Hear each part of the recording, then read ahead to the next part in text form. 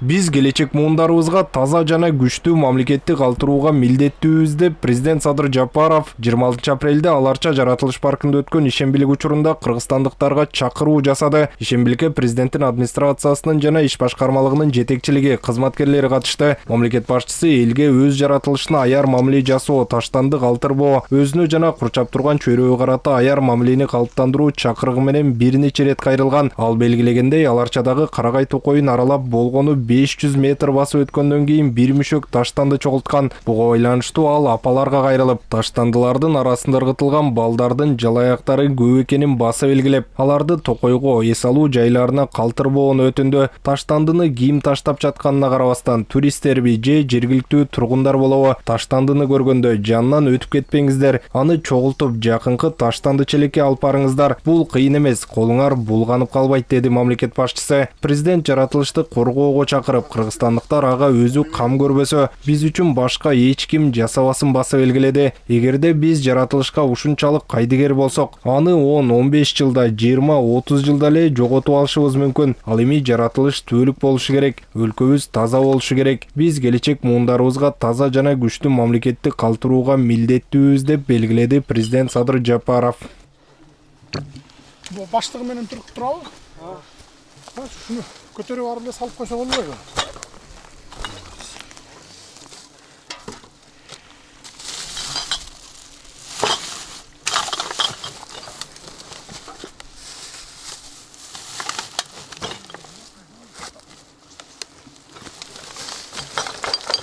Этин арасында эме жазат, көтөрүп. Ким келип атат? Ар жагынан келип.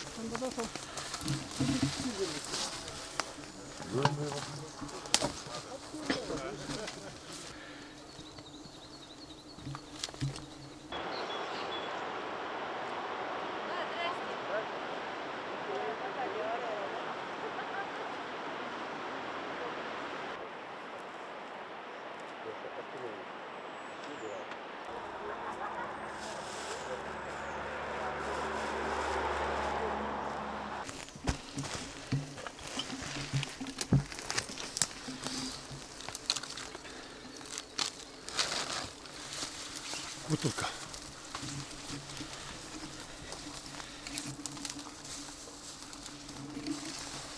Beş yüz метр жер бастым мына Аларчанын ичинен. Бир мүшөк таштанды. 500 метрде. Өзүбүз эс алган жаратылышты өзүбүз булгайбыз. Жолго чыктыңыз, а? Мына. Урматтуу кыргызстандыктар мына.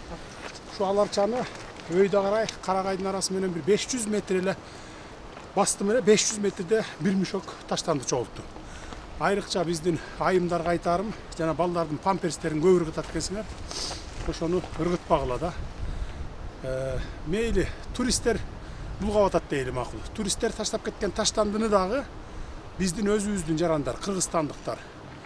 Ошо өзүңөр эле салып келген, тамак аш салып келген баштыктарга чогултуп, салып, оозун бууп, анан үйгө барганда, машинеңерге салып кой, үйгө барганда таштандыга ыргытып койсоңор, колуңарга эч нерсе жугуп калбайт.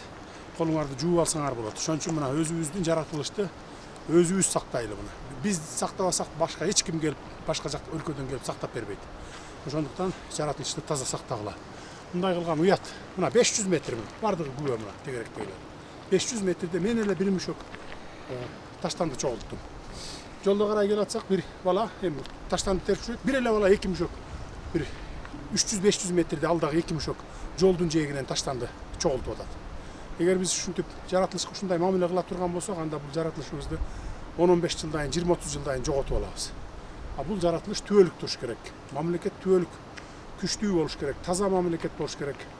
Келечек муунга биз таза, күчтүү мамлекетти таштап кетишибиз керек.